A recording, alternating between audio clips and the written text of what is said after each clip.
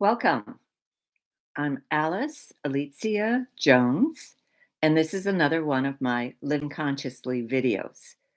We will continue with the discussion of Sacred Contracts by Carolyn Myss. This is a book that I studied rather intensively about 20 years ago, and I've used it to help me understand the energetic patterns that people subscribe to. I understood what was happening on a deeper level when somebody was acting out, especially when they were acting out in a manner that I felt was hurtful, um, maybe to themselves, maybe to others, maybe to me. So if that, I just learned that archetypes are very much alive and present in our daily lives. What is an archetype? Again, an energetic pattern that influences your actions, your thoughts, your being. I'm going to review a few of them that I feel are important because they're still very current in our lives right now. Uh, I went and kind of reviewed the end of her book where she has the glossary, where she identified the different archetypes, and they're in kind of in alphabetical order, but I jumped around a little bit. The first one that I came to was con artist and thief. Thief is the same as con artist. And it's interesting how you can tell somebody is lying to you about anything because what happens is that their chakras reverse. And if your chakras are going flowing in a different way that their chakras are going, it'll feel like a drag on your energy field. Pretty much the way that when you go and feel carpeting and you go with the grain, it feels silky and smooth. You go against the grain and it's rough and bumpy. So you'll recognize that when anybody is lying to you, and that can be through the media as well as face to face. So anyway, just be aware of what you feel when people talk to you. The second thing, oh, I didn't even look to see what time it was, but obviously I was past time. So this is good. This one surprised me because when I went looking for the bully, they sent me to the space which identified the coward. So effectively, every single time you feel there is a presence of a bully in your life, and it can be on a national level, it doesn't have to be on a personal level, but just know that the coward is what they're subscribing to. They are afraid of being discovered for who they really are.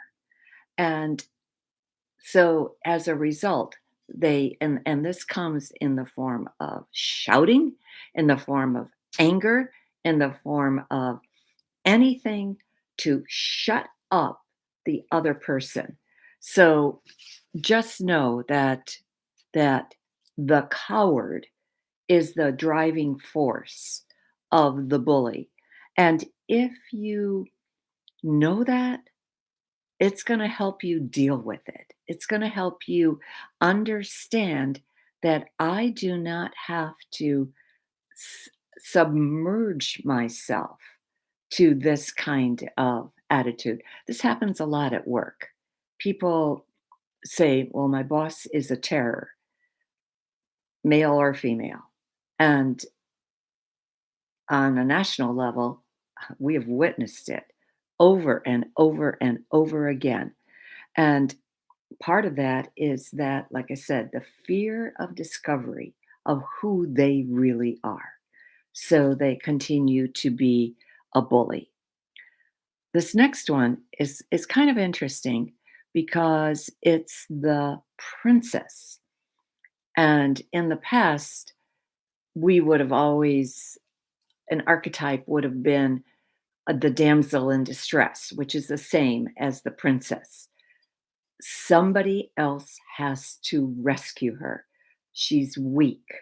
She feels that love is what she needs to fulfill herself, or because this is the female.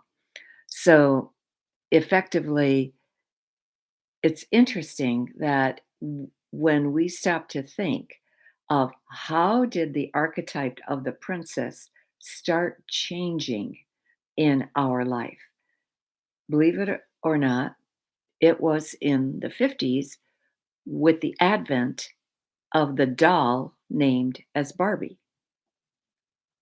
You all are probably aware of the fact that there is a movie out there right now called Barbie. So they literally brought her to life. I haven't seen it. Maybe I will at some point. Um, but I'm sure a lot of children have seen it. And this was the first time that little girls were given a doll to play with that was an adult doll. So it in because in the past, what did little girls have? Baby dolls. And they were always cuddling and cooing and dressing them, but they weren't, and they were taking care of them, but they had nothing to do with a future possibility of a career, where Barbie started coming very quickly into the forefront with different garments. And most of those garments, a lot of them expressed careers that she had. And even to the point where when handicapped Barbie appeared on the scene, she was found in a wheelchair. And so then even that element was very happy about the fact that the dolls, Mattel, and was bringing a more realistic element to dolls. But Disney, if you look at the Disney movies, what did they start with? Cinderella, Sleeping Beauty. Those were the 50s and 60s. And the always again, the the princess had to be rescued. What do they do now? They show a totally different side of the female form. They show females that are empowered, empower themselves, females that question, females that can become a much, you know, can aspire to leadership roles and a lot of things that Disney would not have had before. But I know my niece worked for Disney at the time when the very first movie was going to come out for that showed a totally different female form and a totally different female mode. So very, very glad to see Disney come on board because it's a huge influence in children's lives. Um, the archetype known as guide comes in many, many forms.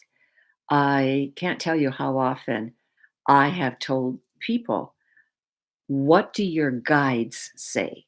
These are the spiritual beings in your life that have an ability I need your cell phone. Can I have it? Oh shit. ability to To take any type of of let's see, what was I trying to bring forward before that interruption? Um, any type of leadership role that brought out a change. And that could be a guru. Uh, I know myself, I really reacted very negatively when a person came in from India and tried to place herself, she didn't try, she did place herself as the ultimate authority on things. And some of her statements came out with in a manner that was not uh, she was not able to uh, well, I guess the only way to say it is be nice about it. She became very abrasive. She became almost verbally abusive because her her statements weren't accepted as the gospel truth. So that was kind of interesting. But one of the uh, archetypes for women has been called crone, wise woman, spiritual master, teacher, evangelist. So that's both male and female. And the beauty with the guide is that even though a guide is, there are so many ways you can access your own spiritual guides, and that will lead you through this maze of divine mysteries and lead you to a place where you're going to be able to follow advice that comes from beyond. Um, the the guide in person is always there for us, but there are also, like I said, spiritual guides that you need to pay attention to, and you need to see if they are, you know, if they are helping you out.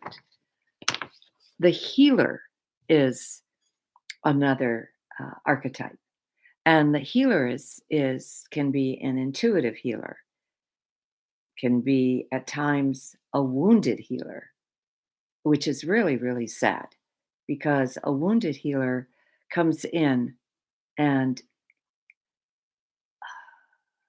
sometimes sacrifices themselves to the point where they neglect their own messages from their own body, and they continue giving, giving, giving, but never replenishing for themselves. This is why the whole concept of self care is so important. An example of healer can also be a nurse, can be a doctor, can be a social worker, can be a therapist, can be an analyst, psychoanalyst, um, regular analyst. So anything to do with healing can have both sides. You can have healers that are there for you, but don't ever uh, feel that you're going to get the best advice from a wounded healer. If a person has had an experience that has altered their vision for in uh, basically for life, because you if a woman has been raped, she is always going to have or come from the energy of the rape and the energy of having uh, an inability to overlook any experience that she has. She will always see it through the lens of that rape, no matter what she does. And so there is a lot of healing that has to take place if you've been sexually assaulted. And what I saw a few days ago absolutely took my breath away. It said that one out of every three women have said that they have been sexually assaulted in their life. 20 years ago, or 23 years ago, I heard that it was one out of every four women. And now it's one out of every three women. So there is a lot of healing that needs to happen there. Um, Another archetype that is important is liberator. And this is where you have freedom from self inflicted negative thought patterns.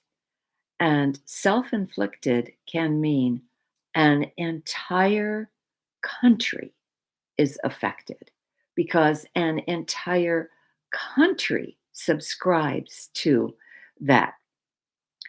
Think of the largest figures in our life. Gandhi. He freed a 300 million Indians from British rule by promoting nonviolence.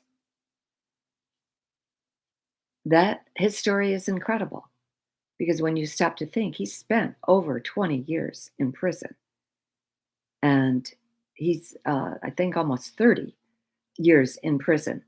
And yet, when he came out, he still subscribed to nonviolence.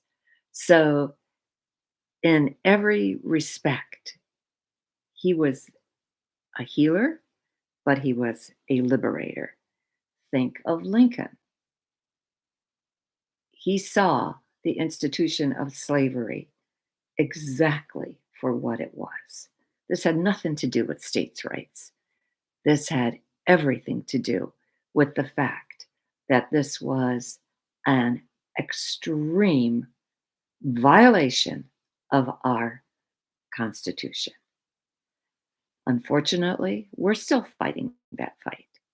We still aren't in a place that um, where people have exactly everything that they've been promised, but we're closer.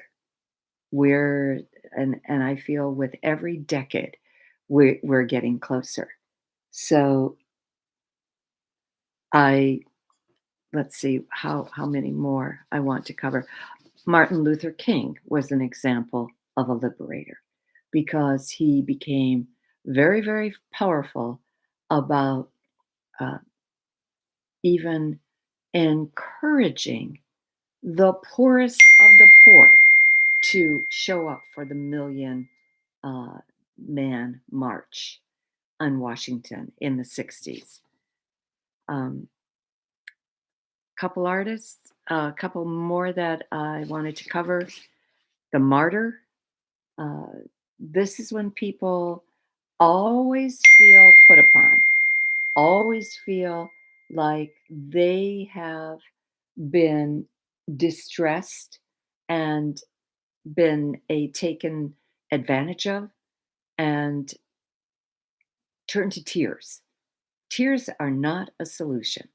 So please, you know, understand when you're working as a martyr or when you're subscribing to the archetype of a martyr, that what is happening to you. Um, Hero. This is a very interesting one because this plays out in many, many families where one person takes on the burden of so many other issues that should be spread out in for the whole family. Obviously, if you're an only child, you have no choice. But if you are one amongst several siblings, whatever issues, whatever things need to be tended by for the parent that has the needs should be spread out between the siblings. But when one person takes on all those issues, then you know that the hero archetype is playing out, playing that role there. The last one I wanted to cover was the artist. And because the artist can be a poet, can be a designer, can be a dressmaker, can be a sculptor. There's so many ways the artist plays out. Obviously, the artist right now is in the whole art forms are being challenged right now because we have both the strike going of the writer's strike as well as the Actors Guild.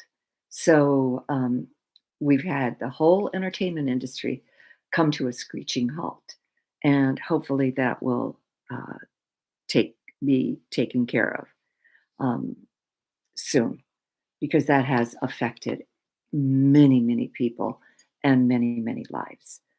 So anyway, I think I don't know what I'm at. Oh, probably too long.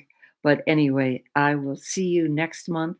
I will continue. There's just one more group that I wanted to go over archetypes that play out in our life. And I will see you. Um, I guess I will I see you next week, Friday? No, because I'm going to be on my way to New York to Lilydale, and I will have a experience with a town that is dedicated to the paranormal. So, because that's a spiritualist community, and it's billed as the town that talks to dead people. Um, it's a place that I've wanted to visit for a long time, and an opportunity came up, so I'm going to take it.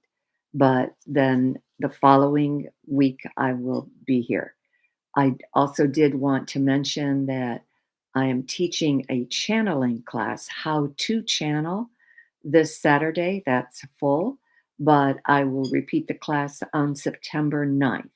So, in the event you are interested in learning how to channel, go to my website, www.alicia, ALICJA, Jones.com, and pick up that class. It's September 9th, 9 to 11:30, and it's $35. Also, my book, Own Your Power Day by Day, best meditation book on the market. If you're in the market for a meditation book, everything in that was channeled. And I fleshed it out, with my own editing. But the start of each day's lesson was a channeled lesson. I bless you. I give you a, a, a time to enjoy the rest of the week. The heat of August to me, I love the heat. So I'm one of those strange people that doesn't mind humidity, doesn't mind heat. Um, so many others don't like it, but I just revel in it. So anyway, enjoy it the rest of your summer, and I will see you in 2 weeks. Thank you.